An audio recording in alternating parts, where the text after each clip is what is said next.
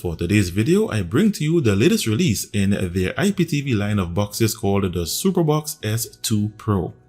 This new model features a totally new design utilizing the latest hardware with a new interface and the same quality of service.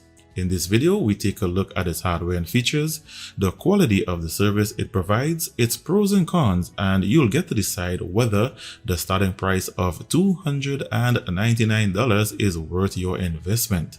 So stay tuned, that's up next.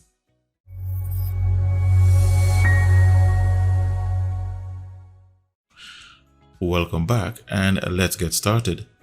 In the box, you have the usual stuff. You have the SuperBox S2PRO itself. You get one IR remote, and this remote has an IR learning feature. You get one HDMI cable, a 5 volts 2 amps DC power adapter, and a user's guide. And now a look at its design and ports.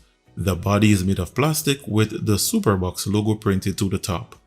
At the rear of the box, you have one HDMI port, one Ethernet LAN port, one optical audio SPDIF port, one AV port, one IR extender port, the DC power input, and a pair of T2TR external antennas. To the left side of the box, you have one USB 3.0 port, one USB 2.0, a reset button, a micro SD card reader, and some cooling vents. To the opposite side, you have some more cooling vents. At the front, you have a bright LED display. And below the box, you have some cooling vents. So I'll now set this up on my 4K TV and a capture card and continue. So connecting the box to my TV was straightforward and simple. And when you start for the first time, you are presented with a SuperBox animation for a few seconds. Then you are prompted to complete a startup wizard that you only have to complete once. Once this is completed, you are then taken to the launcher. So this is the new launcher, and it's slightly different from the one used in the S1PRO model with the inclusion of a shortcuts bar below here.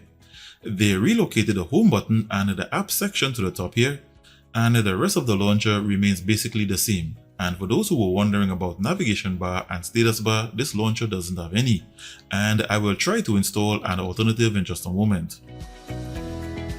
In this firmware, you have the following features: 4K display up to 2160p at 60Hz, HDR display settings, and audio output settings. It has no root switch, Dolby Vision settings, hardware monitor, built-in screen rotation, HDMI CEC options, or navigation bar and status bar settings. So I'm back and I've installed all the apps I need. And first, let's have a look at its system and hardware information. As you can see here, the chipset is Allwinner, running on 2GB of DDR3 RAM and 16GB of internal storage, from which this is the remainder. The Bluetooth version is 4.1. The CPU, which is the Allwinner H6, is a quad-core Cortex A53 CPU clocked at 1.4 GHz, configured in 32-bit mode. It has support for only 32-bit ABIs, which means it can only run 32-bit applications. The GPU, which is the ARM Mali T720, has a refresh rate of 60Hz and OpenGL ES version 3.1. It has dual-band Wi-Fi support, and it shows that the 5 GHz band is supported. The operating system is Android 9 Pie, and it shows that the box is rooted. The operating temperature is around 55 degrees Celsius, and I will monitor during this video to see how high it increases. And finally, it comes with all the decoders for the playback of 4K HDR videos, but it does not have any Dolby or DTS audio decoders in this list. And that's it for system and hardware information, and let's now take a look at its benchmarks. First, the results of its RAM copy speed and its internal storage read and write speeds. It shows that it has a RAM copy speed of 2794 megabytes per second. Its internal storage has a read speed of 103 megabytes per second and a write speed of 90. These scores are not very high scores, consistent with budget TV boxes. Next are the results of the dual Wi-Fi bands and the Ethernet LAN speed test. And the results show that you have maximum bandwidth on both Wi-Fi bands, achieving 100% of my bandwidth for both download and upload speeds. The LAN port, however, is not a gigabit LAN port, achieving only 26% of my bandwidth. So, to achieve 100% bandwidth on networks over 100 megabits per second, use both Wi-Fi bands.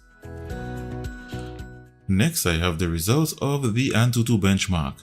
In this test, the S2PRO got a score of 54,630. This is an average score consistent with other Allwinner models in its class. And now I show the results of the Geekbench 4 CPU benchmark. And in this test, it got a score of 618 single-core and 1,534 multi-core. Again, an average score consistent with similar models. My final benchmarks are from the 3DMark Gamers Bench GPU benchmark. The app shows that the box does not have Vulkan support, so it only qualified for the Ice Storm Extreme test and the Slingshot test. And it shows that the box got a score of 3,955 in the Ice Storm Extreme test and 112 in the Slingshot test. These are some really low scores, which signals that this box is not meant for 3D gaming. So that's it for the benchmarks, and let's now see where it places on the chart. So the scores are in, and the SuperBox S2PRO is at position 38 in reference to AnTuTu benchmark scores, which is a slight improvement from its previous model.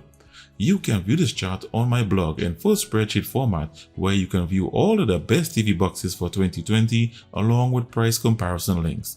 Links can be found in the description below this video. For those of you who would like to know what else you can do on this box, well, first off, the box is rooted as shown here in the Root Checker app. This means you can install any app from the Google Play Store without issues. It has Google Widevine Level 3 with no HDCP protection. This means services such as Netflix are limited to basic quality. Alternative launchers work on this box, however, you cannot set it to your default launcher.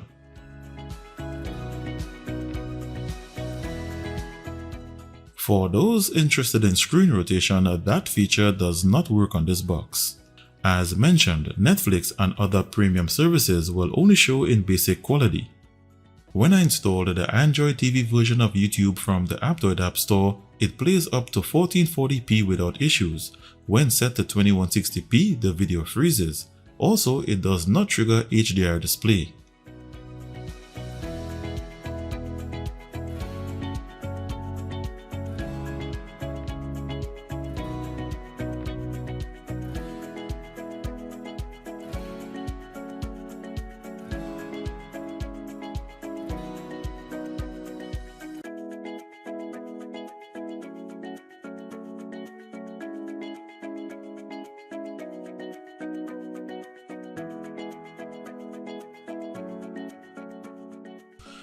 "4K video playback is not good, as it couldn't play any of my 4K video samples without freezing.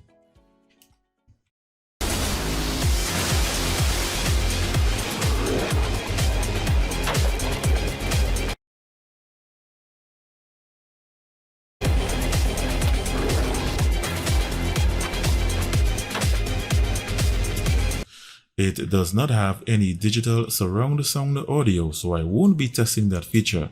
Instead, I'll skip directly to an Android game and test its graphics handling and for overheating. Unfortunately, the Mali T720 GPU is not supported by many of the latest Android games such as Call of Duty Mobile and PlayerUnknown Battlegrounds, so I'll simply connect my gamepad via Bluetooth and play a compatible game and check for overheating.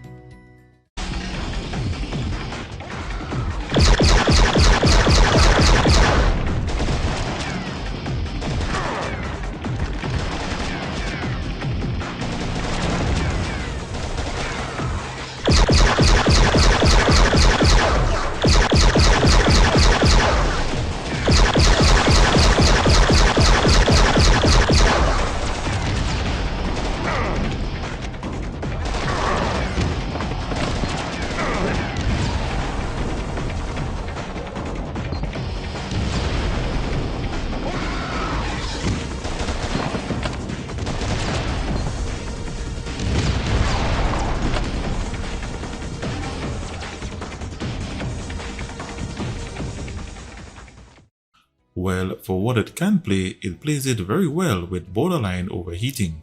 And with that said, I've come to the end of my review. If you are interested in this box, I placed the link in the description directly below this video where you can get it at the price featured in this video. Using any of my links from any of my videos support this channel directly and provides the means for me to acquire new boxes for review. Thanks for watching. Give this video the thumbs up if you enjoyed the presentation. Your actions support this channel directly and greatly helps with the longevity of this channel. If you are a first-time viewer, be sure to hit the subscribe button and the notifications bell before leaving to be notified when I release new videos or decide to do a giveaway. Stay tuned and I'll be seeing you in the next one.